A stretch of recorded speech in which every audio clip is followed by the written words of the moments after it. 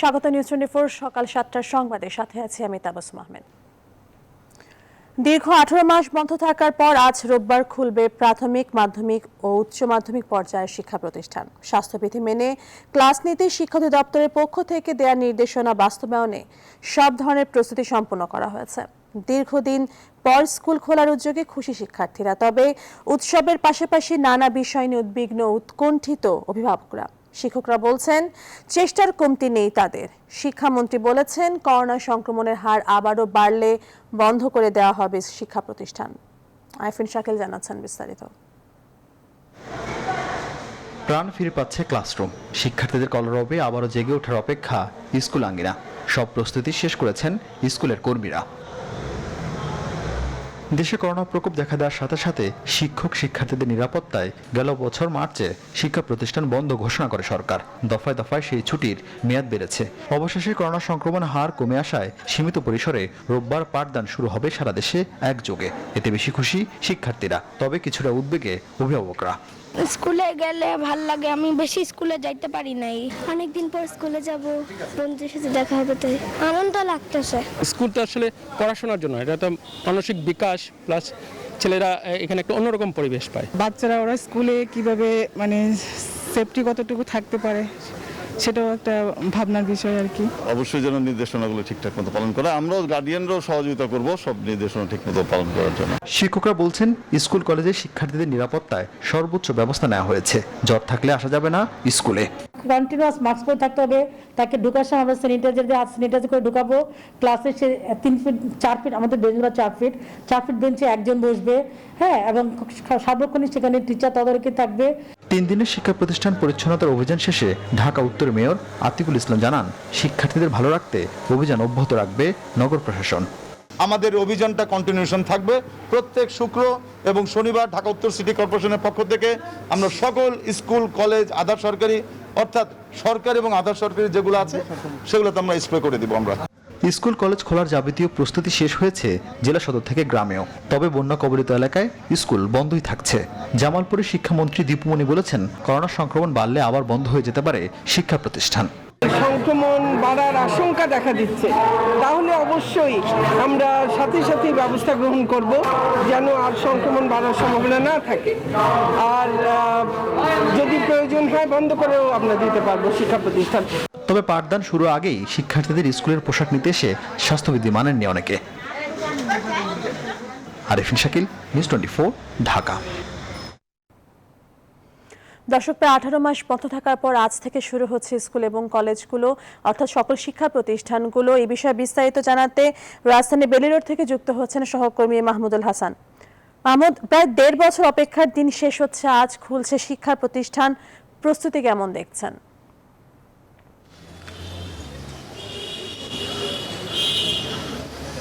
তাবাসসুম, আপনাকে ধন্যবাদ জানাচ্ছি। যে কথাটি বলছিলেন যে দীর্ঘ 18 মাস বন্ধ থাকার পরে কিন্তু শিক্ষা প্রতিষ্ঠানগুলো আজকে খুলে যাচ্ছে, সেই ক্ষেত্রে কিন্তু শিক্ষার্থীদের আনন্দ কিন্তু বলতে গেলে অনেকটা ঈদের দিনের মতোই কিন্তু খুশি তারা। দীর্ঘদিন তারা কিন্তু গৃহবন্দী ছিল এবং যে শিক্ষাঙ্গনে তারা ফিরতে পারবে কি না এই ধরনের কিন্তু বড় একটি অনিশ্চয়তা ছিল তাদের মধ্যে। সেই অনিশ্চয়তার মেঘ কেটে গেছে এবং সকাল থেকেই কিন্তু আমরা দেখতে পাচ্ছি যে শিক্ষার্থীরা কিন্তু এই শিক্ষা প্রতিষ্ঠানগুলোতে আসছে। শুধু রাজধানী শহরেই নয়, সারা দেশেই কিন্তু যে পরিকল্পনা করা হয়েছে সে অনুযায়ী কিন্তু এসএসসি এবং এইচএসসি এবং পিইসি পরীক্ষার্থী যারা রয়েছেন তো তাদের কিন্তু সপ্তাহে 6 দিন ক্লাস অনুষ্ঠিত হবে এবং প্রথম থেকে চতুর্থ এবং ষষ্ঠ, সপ্তম, অষ্টম, নবম শ্রেণীর যে ক্লাসগুলো সেগুলো প্রাথমিক অবস্থায় কিন্তু নেওয়া হয়েছে যে সপ্তাহে 1 দিন করে তাদের ক্লাস নেওয়া হবে। তো সামাজিক সুরক্ষার যে বিষয়গুলো সেগুলো কিন্তু আমরা দেখেছি যে এই মুহূর্তে যে শিক্ষা প্রতিষ্ঠানটিতে আমরা রয়েছি রাজধানীর ভিকারুন্নিসা নূন স্কুল অ্যান্ড কলেজে, তো সেখানে কিন্তু দেখেছি যে অন্তত গেটে ঢোকার মুখে কিন্তু সামাজিক সুরক্ষার বিষয়গুলো নিশ্চিত করেই কিন্তু শিক্ষার্থীদেরকে ভেতরে প্রবেশের যে বিষয়টি সেটি কিন্তু আসলে নিশ্চিত করা হচ্ছে এবং পাশাপাশি কিন্তু শিক্ষক শিক্ষার্থী যারাই রয়েছেন তাদের ভিতরে কিন্তু বড় ধরনের কিন্তু এক ধরনের উচ্ছ্বাস আমরা দেখতে পাচ্ছি। একজন অভিভাবকের সঙ্গে একটু কথা বলতে চাই। তো দীর্ঘদিন বন্ধ থাকার পরে শিক্ষা প্রতিষ্ঠানটা খুলে যাচ্ছে আজকে থেকে, তো কি মনে হয় শিক্ষা কার্যক্রম এখন খোলা, এখন বাচ্চাদের লেখাপড়ার প্রতি আগ্রহ জন্মাবে এবং বাচ্চারা তো এর মধ্যে অনেক কিছু ভুলে গিয়েছিল। এখন শিক্ষা প্রতিষ্ঠান খুলে তাদের একটা লেখাপড়ার প্রতি আগ্রহ জন্মাবে এবং তার আস্তে আস্তে লেখাপড়ার প্রতি একটা সতর্ক হবে। আচ্ছা, তোমার সাথে একটু কথা বলতে চাই, কেমন লাগছে? ভালো ভালো। জোরে বলো। আচ্ছা, অনেক দিন তো শিক্ষা প্রতিষ্ঠান বন্ধ ছিল, এই সময়টা কেমন কেটেছে? মোটামুটি পড়ালেখা তো হয়নি, তাই হচ্ছে এখন ভালো লাগছে। আচ্ছা, তো শুনছিলেন কিন্তু তাবাসসুম যে অভিভাবক যারা তারা কিন্তু উৎকণ্ঠার মধ্যে ছিলেন যে যেহেতু হচ্ছে যে বাড়িতে ঠিকমতো পড়াশোনার যে বিষয়টি সেটি কিন্তু আসলে নিশ্চিত করতে পারছিলেন না তারা, সেই ক্ষেত্রে তারাও অপেক্ষায় ছিলেন কবে শিক্ষা প্রতিষ্ঠান খোলা যাবে। একটু আপনার সাথে কথা বলতে চাই যে দীর্ঘ সময় বন্ধ থাকার পরে শিক্ষা প্রতিষ্ঠানগুলো খুলে দেওয়া হচ্ছে, তো করোনার একটা প্রকোপ এখনও রয়ে গেছে, যদিও শনাক্তের হার বা হচ্ছে যে মৃত্যুর সংখ্যা কমে এসেছে, তো বাচ্চাকে নিয়ে চিন্তায় আছেন কিন্তু? বাচ্চা কিন্তু অবশ্যই চিন্তায় আছি। এখন আমরা যেভাবে বাসায় রেখেছি ওইভাবে কি স্কুল সাপোর্ট করবে কিনা, করতে পারবে কিনা। আচ্ছা, এটা একটা বিষয়। আচ্ছা, তোমার কাছে কেমন লাগছে স্কুল খোলার পরে? আমার কাছে অনেক বেশি ভালো লাগছে, প্রায় অনেক দিন পর স্কুল খুলেছে, আজকে স্কুলে আসতে পেরেছি, এর জন্য আরও অনেক বেশি ভালো লাগছে। আর বিশেষ করে সব টিচারের সাথে দেখা হবে, এর জন্য আরও বেশি ভালো লাগছে। আচ্ছা, তো কি মনে হয় যে সামাজিক সুরক্ষার বিষয়টা শিক্ষা প্রতিষ্ঠানগুলো পালন করতে পারবে বা তোমরা মানতে পারবে? আমাদের টিচাররা যদি আমাদেরকে সতর্কভাবে রাখেন তাহলে তো আমরা ঠিকই মানতে পারবো। ধন্যবাদ। তো শুনছিলেন কিন্তু তাবাসসুম যে একজন অভিভাবক কিন্তু প্রশ্নই করে বসলেন যে যে সুরক্ষার ভিতরে তারা শিক্ষার্থীদেরকে বাড়িতে রেখেছিলেন সেই পরিবেশ তারা হচ্ছে যে শিক্ষা প্রতিষ্ঠানে পাবে কিনা, এই ধরনের কিন্তু একটি কথা তারা বলছেন। যদিও আমরা কিন্তু দেখেছি ব্যাপক প্রস্তুতি রয়েছে শিক্ষা প্রতিষ্ঠানগুলোর এবং হচ্ছে যে এবং সব ধরনের সুরক্ষা বিধি মেনেই কিন্তু হচ্ছে যে শিক্ষা প্রতিষ্ঠানগুলো খুলছে। যে বিষয়টি সময়সূচি যেটি বললাম হচ্ছে যে সেখানে কিন্তু যে শুধুমাত্র পঞ্চম এবং হচ্ছে যে এসএসসি এবং হচ্ছে যে ইন্টারমিডিয়েটের যারা হচ্ছে যে পরীক্ষার্থী যারা তাদের কিন্তু সপ্তাহে 6 দিন ক্লাস অনুষ্ঠিত হবে এবং অন্য যারা তাদের কিন্তু ক্লাস অনুষ্ঠিত হবে সপ্তাহে 1 দিন। অর্থাৎ হচ্ছে যে দীর্ঘ সময় শিক্ষা প্রতিষ্ঠানের বাইরে যারা ছিল তাদেরকে শিক্ষা প্রতিষ্ঠানমুখী করা এবং স্কুল এবং শিক্ষার্থী শিক্ষক সবার ভিতরে এক ধরনের যোগাযোগ স্থাপনের জন্যই কিন্তু আসলে যে উদ্যোগ নেওয়া হয়েছে, দীর্ঘ 18 মাস পরে এই শিক্ষা প্রতিষ্ঠানগুলো খুলছে এবং সবাই কিন্তু আসলে আশায় রয়েছে যে যে শিক্ষা প্রতিষ্ঠানগুলো খুলে যাচ্ছে এটি আরও হচ্ছে যে আর কোনো ধরনের করোনা বা অন্য কোনো প্রকোপের মধ্যে পড়বে না। তো এই মিলে আসলে এখনকার মতো অবস্থা। তো মোটামুটি যে ভিকারুন্নিসা নূন স্কুল অ্যান্ড কলেজে আমরা অবস্থান করছি, এখানে কিন্তু ক্লাস শুরু হবে আর ঘন্টাখানেক পরে কিন্তু আসলে গেট খুলে দেওয়া হবে। সেই ক্ষেত্রে আসলে পরবর্তীতে আমরা হয়তো বা আবারও যুক্ত হব এবং শিক্ষার্থীদের এবং শিক্ষকদের প্রতিক্রিয়া জানাতে পারবো। তাবাসসুম। মাহমুদ, আপনাকে অসংখ্য ধন্যবাদ। দর্শক, প্রায় 18 মাস পর শিক্ষা প্রতিষ্ঠানগুলো খুলে দেওয়া হচ্ছে, কতটুকু প্রস্তুতি নিয়ে আছে শিক্ষা প্রতিষ্ঠানগুলো জানাতে বেলি রোড থেকে যুক্ত হয়েছিলেন সহকর্মী মাহমুদুল হাসান। চলে যাচ্ছে পরবর্তী প্রসঙ্গে। বিএনপি চেয়ারপারসন খালেদা জিয়ার দণ্ড স্থগিতের মেয়াদ আরও 6 মাস বৃদ্ধির সুপারিশ করেছে আইন মন্ত্রণালয়। শনিবার রাতে নিউজ 24-কে এই তথ্য জানান আইনমন্ত্রী আনিসুল হক। তিনি বলেন, খালেদা জিয়ার পরিবারের আবেদনের প্রেক্ষিতে স্বরাষ্ট্র মন্ত্রণালয়ের প্রস্তাবে দণ্ড স্থগিতের মেয়াদ বাড়ানোর এই মতামত দিয়েছে আইন মন্ত্রণালয়। গত 15 মার্চ স্বরাষ্ট্র মন্ত্রণালয় থেকে খালেদা জিয়ার কারাভোগের মেয়াদ 6 মাস স্থগিত করে প্রজ্ঞাপন জারি করা হয়। আগামী 15 সেপ্টেম্বর সেই মেয়াদ শেষ হচ্ছে। গত সপ্তাহে খালেদা জিয়ার স্থায়ী মুক্তি চেয়ে স্বরাষ্ট্র মন্ত্রণালয়ে আবেদন করেন তার ভাই শামীম ইস্কান্দার। পরে 7 সেপ্টেম্বর এ বিষয়ে মতামত চূড়ান্ত করে স্বরাষ্ট্র মন্ত্রণালয়ে পাঠায় আইন মন্ত্রণালয়।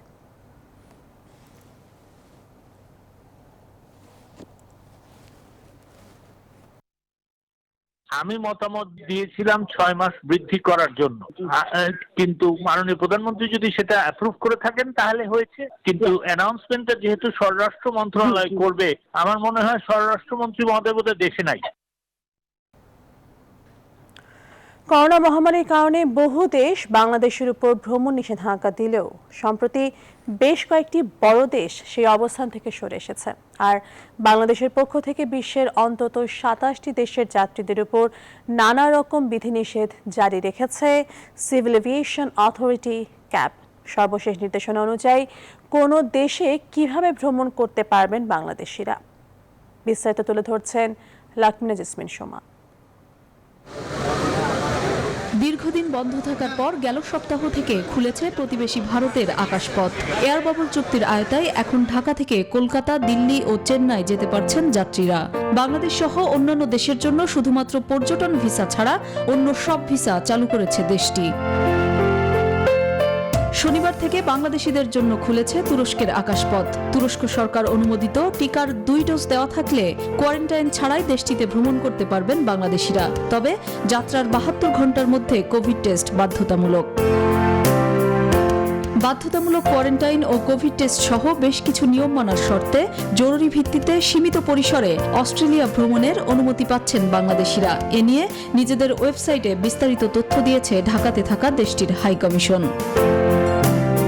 গেল 1 সেপ্টেম্বর থেকে বাংলাদেশ সহ 24টি দেশের উপর থেকে ভ্রমণ নিষেধাজ্ঞা তুলে নিয়েছে মধ্যপ্রাচ্যের দেশ ওমান।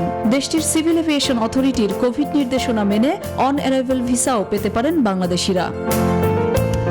বাংলাদেশ থেকে ইউএই বা সংযুক্ত আরব আমিরাত ভ্রমণে সব ধরনের ভিসা খুলে দেওয়া হয়েছে। তবে বিমানবন্দরে এসে আরটিপিসিআর টেস্ট বাধ্যতামূলক, যেটি ঢাকার বিমানবন্দরে এখনো চালু করতে পারেনি বাংলাদেশ। করোনা মহামারীর কারণে সৌদি আরব 18 মাস আগে তার সীমান্ত বন্ধ করে দিয়েছিল। তবে গত 1 আগস্ট থেকে ফের বিদেশিদের ঢুকতে দিচ্ছে সৌদি সরকার। টিকা নেওয়া থাকলে ওমরা পালনেও অনুমতি পাচ্ছেন বিদেশি নাগরিকরা। বাংলাদেশের উপর নিষেধাজ্ঞা আগেই তুলে নিয়েছে যুক্তরাজ্য, তবে তারা বাংলাদেশকে এখনও রেড লিস্ট বা লাল তালিকায় রেখেছে।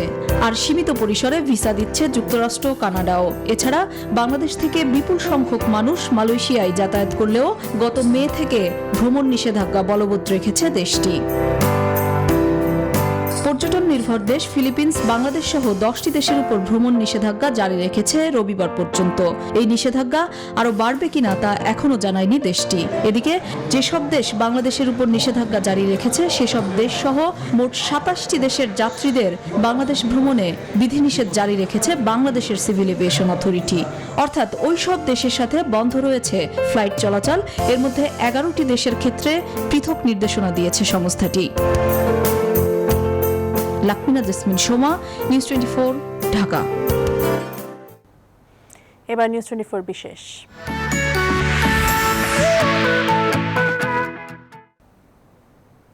অবৈধভাবে সমুদ্রপথে ইউরোপগামীদের 14%ই বাংলাদেশি। ইউরোপে ঢুকতে তারা জলে স্থলে ব্যবহার করছে 8টি রুট। এ তথ্য জানিয়েছে ইউরোপীয় সীমান্ত নিয়ন্ত্রণ সংস্থা ফ্রন্টেক্স। তবে দেশের কয়েকটি বেসরকারি সংস্থা ও আইন শৃঙ্খলা রক্ষাকারী বাহিনীর তথ্য বলছে এই রুটের সংখ্যা 18। এমন যাত্রায় এখন পর্যন্ত মারা গেছেন বাংলাদেশি সহ 22,000 মানুষ। নাইমাল জিকর প্রতিবেদন। চলতি বছরের 17 মে 90 জন অবৈধ অভিবাসন প্রত্যাশী নিয়ে ভূমধ্যসাগরে ডুবে যায় একটি নৌকা। এরা লিবিয়া হয়ে ইউরোপ যাচ্ছিল। এই ঘটনায় তাৎক্ষণিকভাবে 33 জনকে উদ্ধার করা হয়, যাদের সবাই বাংলাদেশি। জাতিসংঘের শরণার্থী বিষয়ক সংস্থার তথ্য বলছে 2014 থেকে চলতি বছরের জুন পর্যন্ত বিভিন্ন দেশে মোট 22,24,245 জন সমুদ্র পাড়ি দিয়ে ইউরোপে ঢুকেছেন। এভাবে সমুদ্র পাড়ি দিতে গিয়ে এই সময় প্রাণ হারিয়েছেন 21,707 জন। মৃত্যু ঝুঁকি নিয়ে এভাবে ইউরোপে প্রবেশের মধ্যে শীর্ষে রয়েছে বাংলাদেশ। ইউরোপীয় সীমান্ত নিয়ন্ত্রণ সংস্থা ফ্রন্টেক্স অনিয়মিত অভিবাসনের জন্য 9টি রুট চিহ্নিত করলেও দেশের একটি সংস্থার গবেষণায় বেরিয়ে এসেছে বাংলাদেশের অভিবাসন প্রত্যাশীরা 18টি রুট ব্যবহার করে। ইতোমধ্যে এসব রুটে 37,198 জন বাংলাদেশি অবৈধভাবে ইউরোপ গেছেন। এই নৌকাগুলো নর্মালি 50 জনের নৌকা হয়ে থাকে, সেখানে 80, 90, 120 জন পর্যন্ত এই ধরনের বিভিন্ন লোকজনকে উঠানো হয়। প্রায় 1.5 লক্ষ বাংলাদেশি শ্রমিক তারা স্টুডেন্ট ভিসায় মালয়েশিয়াতে ঢুকেছে, কিন্তু আসলে তাদের মূল উদ্দেশ্য কর্মসংস্থান। র্যাবের তথ্য মতে 2019 সালে 32টি অভিযান চালিয়ে 53 জন ভুক্তভোগী উদ্ধার সহ গ্রেফতার করা হয় 74 জন মানব পাচারকারীকে। পরের বছর পাচার হওয়া 66 জন ভুক্তভোগীকে উদ্ধার সহ 85 জন দালালকে গ্রেফতার করে সংস্থাটি। চলতি বছরে এর সংখ্যা দ্বিগুণেরও বেশি। আর কোস্টগার্ড গেল 4 বছরে বাংলাদেশের সমুদ্র সীমায় উদ্ধার করেছে 2021 জন মানুষকে। বিগত 5 বছরে সমুদ্রপথে আমরা 1366 জনকে জীবিত এবং 164টি মৃতদেহ উদ্ধার করতে সক্ষম হয়েছি। র্যাব তার প্রতিষ্ঠার পর থেকে এই পর্যন্ত মানব পাচারের অভিযোগে 1000 আসামিকে আমরা গ্রেফতার করেছি। যে পরিমাণ মানুষ বৈধভাবে বিদেশে যাচ্ছে, ঠিক একই পরিমাণ মানুষ অনিয়মিত পথে বিদেশে যেয়ে তারা মানব পাচারের শিকার হচ্ছে। আইন শৃঙ্খলা রক্ষাকারী বাহিনী বলছে বিমানে করে বৈধ উপায়ে লিবিয়া, কাজাকিস্তান, তিউনিসিয়া গিয়ে সেখান থেকে ইউরোপে প্রবেশের জন্য বিভিন্ন রুট ব্যবহার করা হয়। নতুন রুট যেটা বাংলাদেশ হয়ে, ভারত হয়ে, উজবেকিস্তান হয়ে পোল্যান্ডে পাঠানোর একটা নতুন রুট তারা তৈরি করেছিল।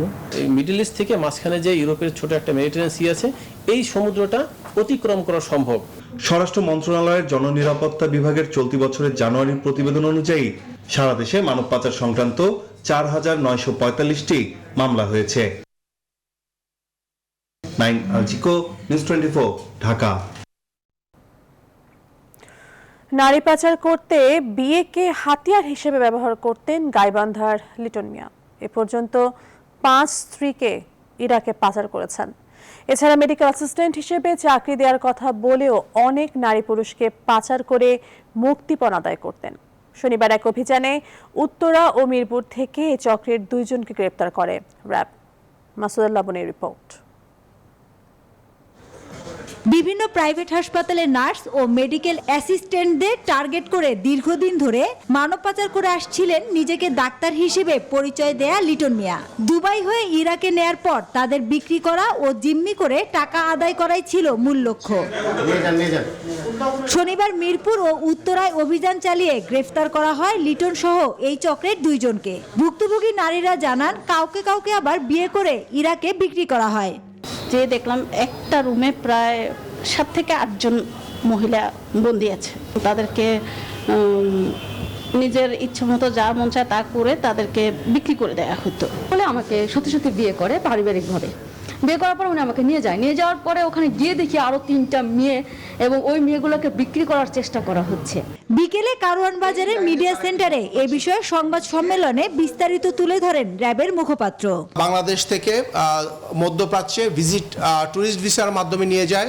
পরবর্তী মধ্যপ্রাচ্য থেকে তারা ইরাকে ভিজিট ভিসার মাধ্যমে নিয়ে সেখানে বিভিন্ন সেফ হাউস গ্রেফতারকৃত লিটনের মাধ্যমে আমরা জানতে পারি 6 থেকে 7টি সেফ হাউস সম্পর্কে তথ্য পাই। প্রাথমিকভাবে তাদেরকে ওই সেফ হাউসে 5 থেকে 6 দিন রাখা হয়। পরবর্তীতে সুযোগ বুঝে তাদেরকে বিভিন্ন ক্লায়েন্টের কাছে বিক্রি করে দেওয়া হয়।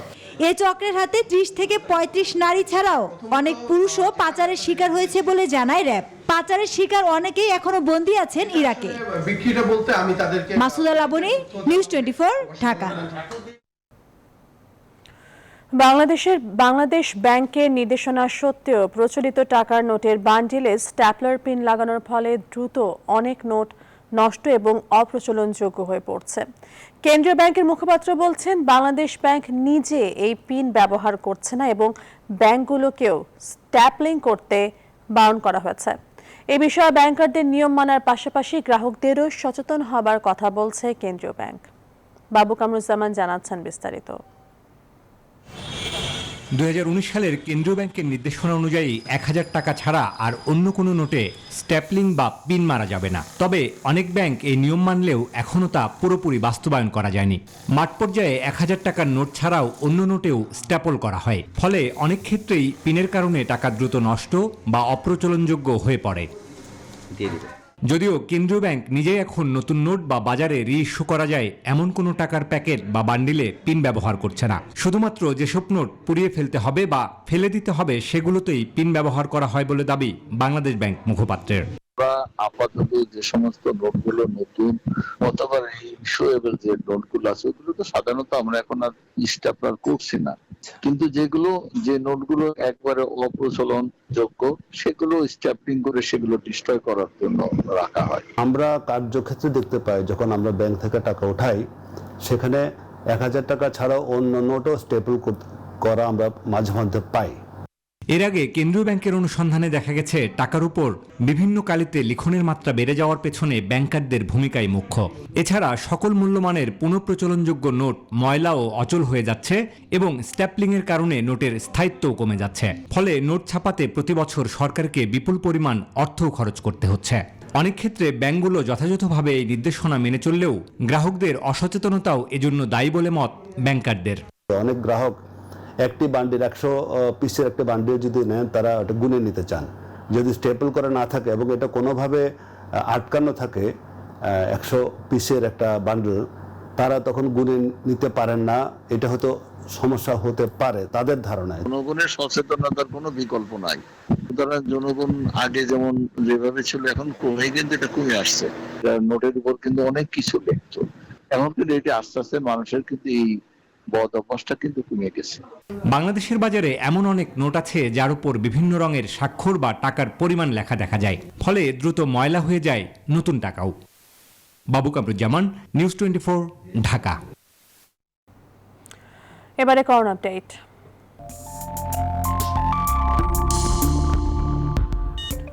দেশে একদিনে করোনা ভাইরাসের রোগীর শনাক্তের হার 7% নেমে এসেছে। করোনা সংক্রমণের হার কমলেও গত 24 ঘন্টায় মৃত্যুর সংখ্যা আগের দিনের চেয়ে বেড়েছে।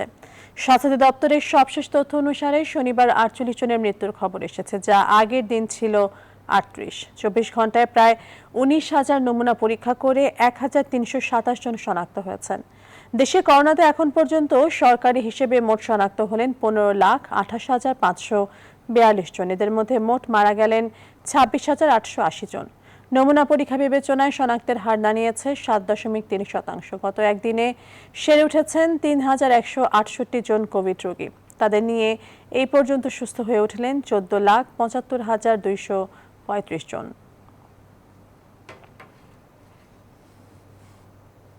বেপরোয়া যান চলাচল ও দুর্ঘটনায় মরণ ফাঁদ হয়ে উঠেছে ঢাকা সিলেট মহাসড়কের নরসিংদী অংশ। আহত হয়ে অনেকে সারা জীবনের জন্য পঙ্গু হচ্ছেন। শুধু চলতি বছরেই এই মহাসড়কে প্রাণ হারিয়েছেন শতাধিক মানুষ। অপ্রশস্ত বেহাল সড়ক আর ট্রাফিক আইন মেনে না চলায় প্রবণতাই প্রধান কারণ বলছেন স্থানীয় মানুষ। হৃদয় খানের তথ্য ছবিতে ডেস্ক রিপোর্ট। দেশের অন্যতম গুরুত্বপূর্ণ ঢাকা সিলেট মহাসড়কের নরসিংদী অংশের আমতলা, বড়িতলা, সৃষ্টিগড় সহ বেশ কিছু এলাকা দুর্ঘটনা প্রবণ হিসেবে চিহ্নিত। গেল মে মাসের মাঝামাঝি সৃষ্টিগড়ে বাস মাইক্রোবাসের সংঘর্ষে প্রাণ হারান 4 জন। জুন মাসে 5 এলাকায় কাভার্ড ভ্যান ও লেগুনার মুখোমুখি সংঘর্ষে প্রাণ হারায় আরও 6 জন। বড় দুর্ঘটনার পাশাপাশি ছোট দুর্ঘটনায় অনেকেই মারা গেছেন কিংবা চিরতরে পঙ্গু হয়েছেন। এসবের হিসেব অনেক সময় থাকেই না। প্রত্যেক সপ্তাহে অ্যাক্সিডেন্ট হয়, সপ্তাহে 2-3 অ্যাক্সিডেন্ট হয়। গাড়ি 2-3 এক সময় নেই, ড্রাইভার কখনো হুঁশ জ্ঞান থাকে না এই রোডে। 2 লেনের এই সড়ক দিয়ে কমপক্ষে 8টি জেলার বাস চলাচল করে। এছাড়া শতাধিক উপজেলার মিনি বাস চলে। আছে আইন ভঙ্গ করে মহাসড়কে হাজারো ব্যাটারি রিক্সা ও ভ্যানের চলাচল। অনেক সময় ছোট এসব বাহনকে বাঁচাতে গিয়েও বড় দুর্ঘটনা ঘটে। রোড অনুযায়ী গাড়ি বেশি, লোক বেশি, আর বর্তমানে যে হুন্ডার যেভাবে বাড়ছে এভাবে এমন গাড়ি এই রোড আরো 4টার দরকার। পুলিশ আসলে থামে, মানে পুলিশ গেলে মানে না। ট্রাফিক আইন থাকলেও তা মানতে দেখা যায় না চালকদের। পুলিশ বলছে সামান্য লোকবল দিয়েই আইন অমান্যকারী ও অবৈধ যানবাহনের বিরুদ্ধে ব্যবস্থা নেওয়া হচ্ছে। মাঝে মাঝে আমরা অভিযান চালাই বা আমাদের যারা মোবাইল পার্টি আছে তাদের কাছে আমরা স্পিড গান দিয়ে দিই। তো রাস্তায় দাঁড়িয়ে তারা হচ্ছে যে চলমান গাড়িগুলোর স্পিডটা সেট করে। যদি এখানে দেখা যায় যে অতিরিক্ত গতিতে চলাচল করছে, তো সেক্ষেত্রে আমরা সেই গাড়িগুলোকে থামাই, সেগুলোকে প্রসিকিউশন দিই। অনেক সময় দেখা যায় যে মহাসড়কে 3 হুইলার চলে আসতে চায় বা অযান্ত্রিক যানবাহন যেগুলো সেগুলো চলে আসতে চায়। তো আমাদের ডেভেলপমেন্ট থাকে যে যাতে এগুলো মহাসড়কে না আসতে পারে। তো এইগুলো কিন্তু দুর্ঘটনার একটা অন্যতম কারণ। সম্প্রতি ঢাকা সিলেট মহাসড়ককে 6 লেনে রূপান্তরে প্রস্তাব পাশ হয় একনেকে। যদিও এর সুফল কবে মিলবে তা নিয়ে প্রশ্ন রয়েছে স্থানীয়দের মাঝে। Desk report, news 24। রাজধানীর পূর্ব বাসাবো কদমতলার বাসিন্দাদের দুর্ভোগের যেন শেষ নেই। একদিকে জলাবদ্ধতা নিরসনে রাস্তা খোঁড়াখুঁড়ি, অন্যদিকে তীব্র যানজটে নাকাল এলাকার মানুষ। এছাড়া বেশিরভাগ ফুটপাতই দখলদারদের দখলে, সড়কেও নেই কোনো বাতি। দীর্ঘদিন ধরে চলমান এমন নানা অব্যবস্থাপনার জন্য সিটি কর্পোরেশনের উদাসীনতাকেই দুষছেন ভুক্তভোগীরা। তালুকদার বিপ্লবের রিপোর্ট। রাস্তায় ছোট বড় গর্ত, সাথে যানজট বাড়িয়েছে মানুষের দুর্ভোগ। এমন চিত্র ঢাকা দক্ষিণ সিটি কর্পোরেশনের 5 নম্বর ওয়ার্ড পূর্ব বাসাবো কদমতলা বৌদ্ধ মন্দির থেকে কালী মন্দির পর্যন্ত সড়কের। অভিযোগ আছে ওয়ার্ডের বেশিরভাগ সড়কে কোনো ড্রেনেজ ব্যবস্থা নেই। সামান্য বৃষ্টিতে তৈরি হয় জলাবদ্ধতা। এছাড়া রাস্তায় সড়ক বাতি আছে, কিন্তু বেশিরভাগই অকেজো। রাতের বেলা চলতে গিয়ে প্রতিনিয়ত ঘটছে নানা দুর্ঘটনা। যেতে হয়, বৃষ্টি হলে একটু বৃষ্টি হলে মানে পুরো ভরাট হয়ে যায়, চলতে পারে না, মাঝে মাঝে উল্টায় যায়, মানে এরকম সমস্যা তো অনেকদিন ধরে। এই একটা ল্যাম্পপোস্ট ঠিক নাই আর কি, চলে না ঠিক মতো। এছাড়া অবৈধ অটোরিকশা আর সিএনজি দৌরাত্মে দিনরাত যানজট লেগেই থাকে এই সড়কে। রাস্তায় অনেক গর্ত, এখন এই জায়গায় একটা বাস ঢুকলে আমাদের জাম জট লেগে যায়। এগুলি তো ধরেন বেটা করে কইলে আরো মারতাই হয় বেটা তুই কেডা। তবে এবার শুধু প্রতিশ্রুতি নয়, সমস্যা সমাধানে কার্যকরী পদক্ষেপ নেওয়ার কথা জানান স্থানীয় ওয়ার্ড কাউন্সিলর। এই রাস্তার খানাখন্দ অবস্থায় আমি দায়িত্ব গ্রহণ করি এবং দায়িত্ব গ্রহণ করার পরেই ঢাকা দক্ষিণ সিটি কর্পোরেশনের কাছে আমার একটিমাত্র আবেদন ছিল এই রাস্তাটিকে প্রশস্ত করে যথাযথ সংস্কার করার জন্য। ইতিমধ্যেই মাপঝোঁক নিয়ে এবং বাজেট প্রজ্ঞাপন করেছেন। আশা করছি আমরা ডিসেম্বরের মধ্যে এই কাজটার শুভ সূচনা করতে পারবো। এদিকে রাস্তা সংস্কার এবং দখলমুক্ত রাখতে ডিএনসিসি মেয়রের হস্তক্ষেপ চাইলেন ভুক্তভোগীরা। তালুকদার বিপ্লব, নিউজ 24, ঢাকা। ম্যালেরিয়া নির্মূলে স্বাস্থ্য, পররাষ্ট্র মন্ত্রণালয় সহ বিভিন্ন মন্ত্রণালয়ের যৌথ উদ্যোগ দরকার। অনেক বেশি ম্যালেরিয়ার টেস্ট করা দরকার। শুধু অর্থ বরাদ্দই নয়, তার সঠিক ব্যবস্থাপনা ও জবাবদিহিতার বিষয়েও জোর দিতে হবে। কালের কণ্ঠ আয়োজিত এক গোল টেবিল বৈঠকে সংশ্লিষ্টরা এসব কথা বলেন। অন্তরা বিশ্বাসের প্রতিবেদন। পার্বত্য চট্টগ্রামকে ম্যালেরিয়ার আখড়া বলা হয়। বর্তমানে বান্দরবান আর খাগড়াছড়িতে ম্যালেরিয়া বাহিত মশা এনোফিলিসের আনাগোনা সবচেয়ে বেশি। এই এলাকায় ম্যালেরিয়ায় আক্রান্তের সংখ্যাও বেশি বলে জানায় স্বাস্থ্য অধিদপ্তর। তাদের গবেষণা আরও বলছে দেশের 13টি জেলার 72টি উপজেলায় ম্যালেরিয়ার প্রাদুর্ভাব বেশি। 2030 সালের মধ্যে দেশ থেকে ম্যালেরিয়া নির্মূল করার আশ্বাস দিয়েছে সরকার, কিন্তু করোনাকালে ম্যালেরিয়ার দিকে মনোযোগ কিছুটা কমেছে। ম্যালেরিয়ায় কোভিডের চ্যালেঞ্জ শিরোনামে কালের কণ্ঠের এক গোল টেবিল বৈঠকে উঠে আসে এসব বিষয়। ব্রাকের সহযোগিতায় রাজধানীর বসুন্ধরা আবাসিক এলাকায় EWNG মিলনায়তনে বক্তারা ম্যালেরিয়াকে কিভাবে নির্মূল করা যায় তা নিয়েও আলোচনা করেন। গ্লোবাল ফান্ড করে যাচ্ছে, এরপরে আমাদের ফান্ডিং যদি শর্টেজ হয় সেই ক্ষেত্রে কি হবে? বাংলাদেশ সরকার সবসময় উদারহস্তেই অর্থ বরাদ্দ করে যাচ্ছেন এবং কাজ হচ্ছে। সচেতনতা তৈরির জন্য তো রাষ্ট্রের অনেকখানি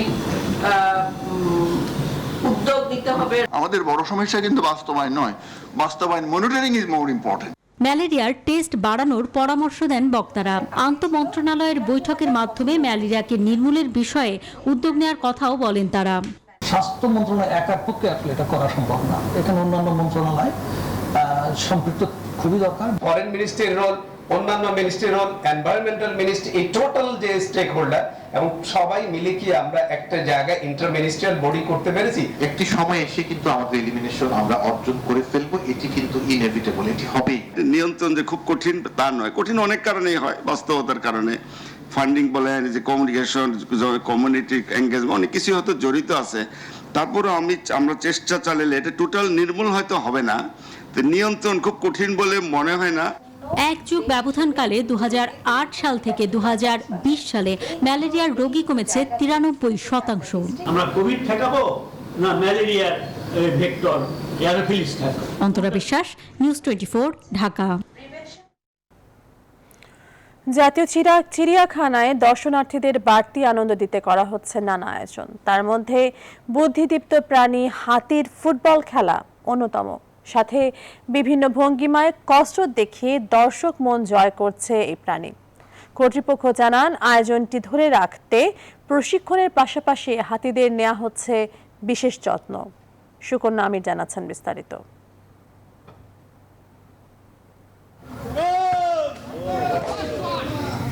রাজা বাহাদুর আর সুন্দরী এই এক জোড়া হাতি জাতীয় চিড়িয়াখানায় খেলছে ফুটবল, মেতে উঠছে আনন্দময় ভঙ্গিমায়। তা দেখে দর্শনার্থীরাও পাচ্ছে অন্যরকম বিনোদন। আগেকার দিনে সার্কাস এবং যাত্রাপালায় দেখা যেত বুদ্ধিদীপ্ত প্রাণীদের নিয়ে খেলার বিভিন্ন আয়োজন। বর্তমানে সার্কাস আর যাত্রাপালার আয়োজন প্রায় বিলুপ্তির পথে। বিনোদনের সেই শূন্যস্থানটি এখন পূরণ হচ্ছে জাতীয় চিড়িয়াখানায়। বড় সেইভাবে ফুটবল খেলেছে, হাতিটা সেইভাবে ফুটবল খেলছে, আমি দেখেছি, আমার ভালো লেগেছে। বাসায় থাকতে বল লাগে, তো বাবার সাথে চিড়িয়াখানায় এসেছি। হাতির পিঠে আমি উঠতে চাইছি, উঠতে কেউ দেয় নাই। বক, রয়্যাল বেঙ্গল টাইগার, রাজধনেশ, সিংহ দেখেছি। দর্শনার্থীদের মতামত আমরা শুনতে পেয়েছি যে তারা খুব আনন্দিত। পশু পাখি দেখার পাশাপাশি জাতীয় চিড়িয়াখানায় দর্শনার্থীদের জন্য বিশেষ এই ব্যবস্থা করেছে কর্তৃপক্ষ।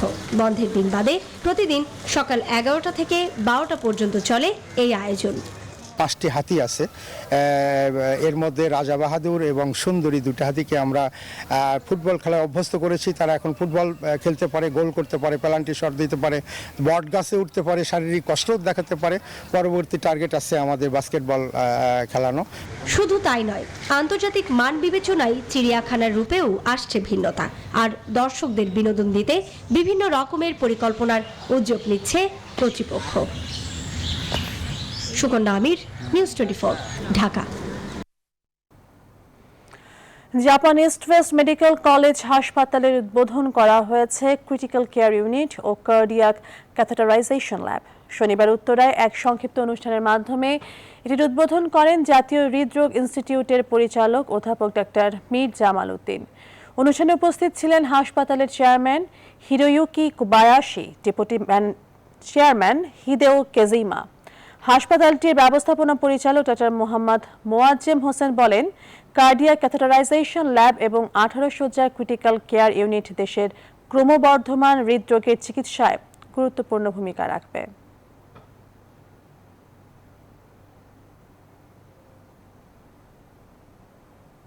এবার ফার্স্ট সিকিউরিটি ইসলামী ব্যাংক অর্থ বাণিজ্যের সংবাদ। ইলিশের ভরা মৌসুমেও চট্টগ্রামে ইলিশ সিন্ডিকেটের হাতে জিম্মি ক্রেতারা। দেশের বড় মৎস্য অবতরণ কেন্দ্র চট্টগ্রামের ফিশারি ঘাটে প্রতিদিন ধাপে ধাপে নানান সাইজের ইলিশের সরবরাহ বাড়লেও কমেনি দাম। সমুদ্রে পর্যাপ্ত ইলিশ আহরণ হলেও নানা অজুহাতে ইলিশের দাম বাড়িয়ে বিক্রি করায় হতাশ ক্রেতারা, পাশাপাশি মৎস্য কর্মকর্তারাও। তবে বঙ্গোপসাগরে জেলেদের জালে এখন থেকে লাক্ষা, কোরাল সহ বিভিন্ন ধরনের সামুদ্রিক মাছ ধরা পড়ায় বাজারে কমছে দাম।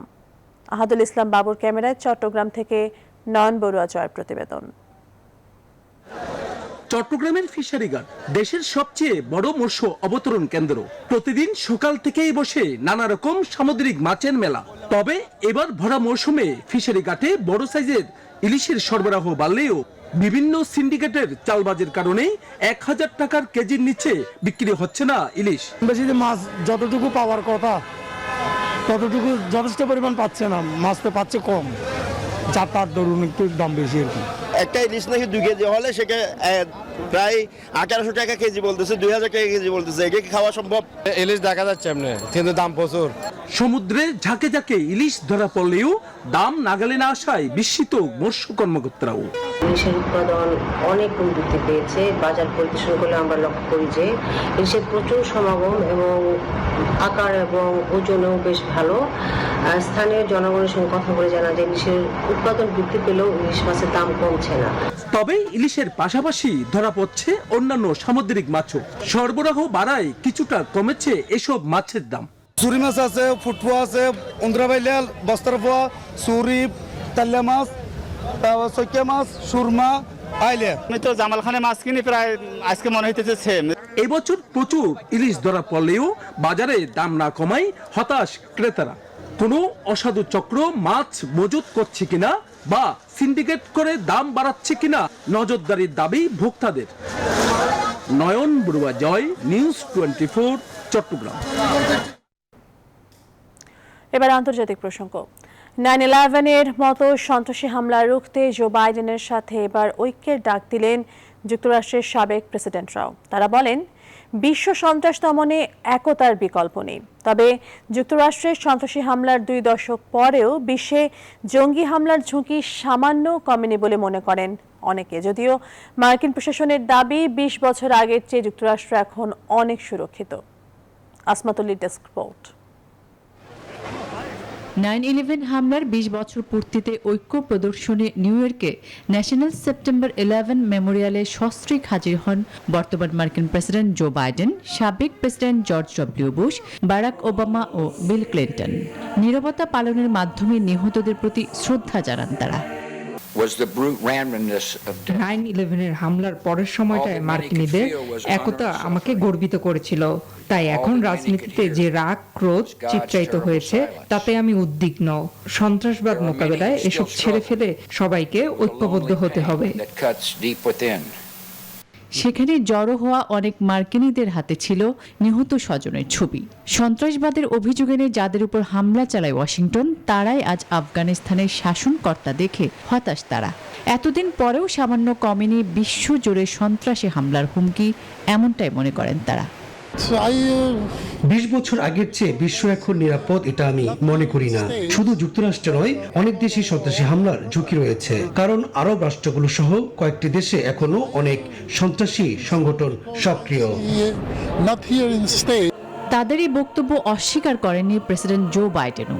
বিশ্ব সন্ত্রাসবাদকে রুখতে মার্কিনীদের ঐক্যবদ্ধ থাকার আহ্বান জানান তিনি। যদিও তার প্রশাসনের প্রতিরক্ষা মন্ত্রণালয়ের দাবি 20 বছর আগের চেয়ে মার্কিনীরা এখন অনেক নিরাপদ। এদিকে বিশ্বের অনেক দেশ সন্ত্রাসী হামলার ঝুঁকিতে রয়েছে বলে সতর্ক করেছেন জাতিসংঘ মহাসচিব অ্যান্তোনিও গুতেরেস। তিনি আহ্বান জানান সম্মিলিতভাবে তা মোকাবেলার। এদিকে যুক্তরাজ্যেও 9/11-এর মতো হামলার আশঙ্কা করা হচ্ছে। ব্রিটিশ গোয়েন্দা সংস্থা MI5-এর প্রধান কেন ম্যাককালাম এমন আশঙ্কার কথা জানান। আসমা তুলি, নিউজ 24। দর্শক, সংবাদের শুরুতে যেমনটি জানিয়েছি যে দীর্ঘ 1.5 বছর পর আজ স্কুল কলেজ খুলছে। এ বিষয়ে বিস্তারিত জানাতে রাজধানীর ভিকারুননিসা স্কুলের সামনে থেকে যুক্ত হচ্ছেন সহকর্মী মাহমুদুল হাসান। মাহমুদ, প্রায় 1.5 বছর পর অপেক্ষার দিন শেষ হচ্ছে, শিক্ষা প্রতিষ্ঠানগুলো খুলছে। শিক্ষার্থীরা কিংবা অভিভাবকরা কি বলছেন, শিক্ষকরা কতটুকু প্রস্তুত আছেন?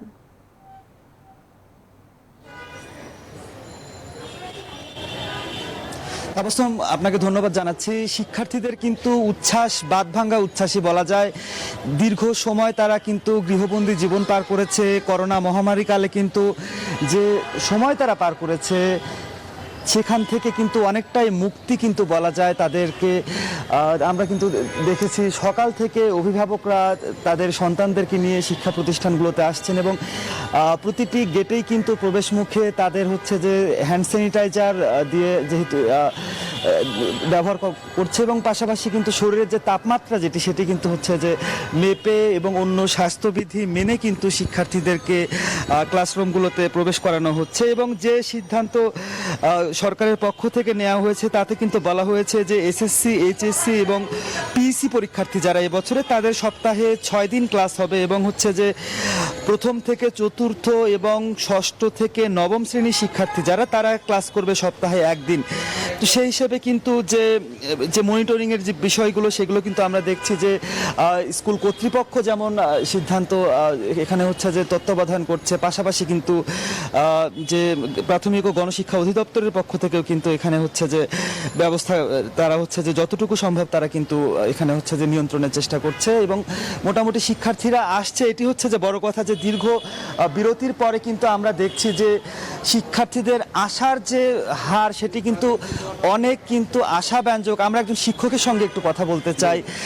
দীর্ঘ সময় পরে এই শিক্ষা প্রতিষ্ঠান খুলে গেল, তো এখন কি অবস্থা দেখছেন, শিক্ষার্থীদের উচ্ছ্বাস কতটুকু? আমরা দীর্ঘদিন পর আমাদেরও একটা আমরা আনন্দে উচ্ছ্বাস আছে, আমার মেয়েরা খুব উচ্ছ্বসিত।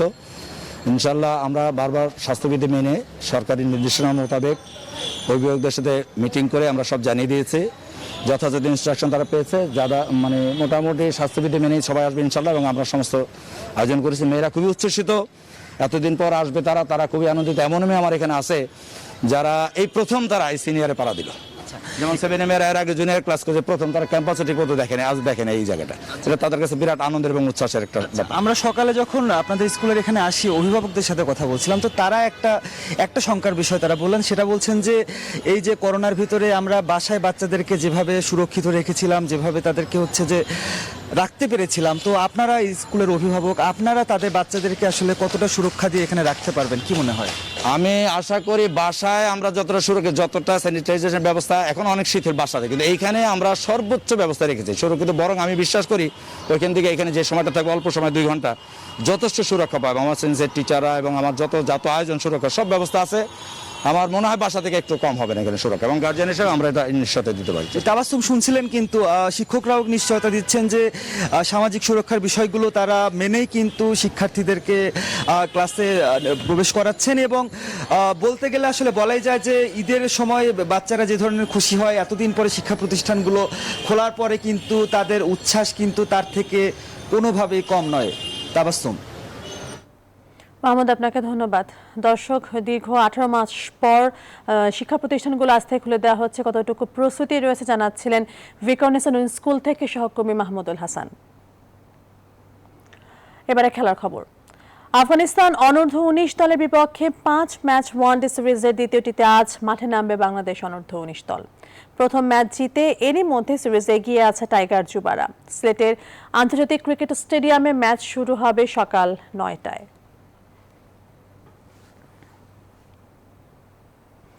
12 বছর পর প্রত্যাবর্তন ম্যাচে ম্যানচেস্টার ইউনাইটেডের হয়ে দুর্দান্ত শুরু করলেন ক্রিস্টিয়ানো রোনাল্ডো। নিজেদের মাঠ ওল্ড ট্রাফোর্ডে নিউক্যাসল ইউনাইটেডের জালে এক হালি গোল উৎসব করেছে রেড ডেভিলরা।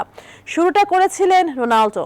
36 বছর বয়সী এই ফুটবলারের জোড়া গোলই ম্যানচেস্টার ইউনাইটেডকে মৌসুমের তৃতীয় জয় এনে দিল।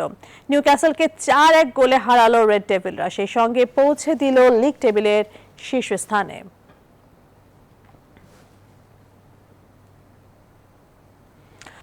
নিউজ 24 সকাল 7টার সংবাদে এ পর্যন্তই। আরও খবর ও বিশ্লেষণ জানতে ভিজিট করুন www.news24bd.tv। ধন্যবাদ সবাইকে।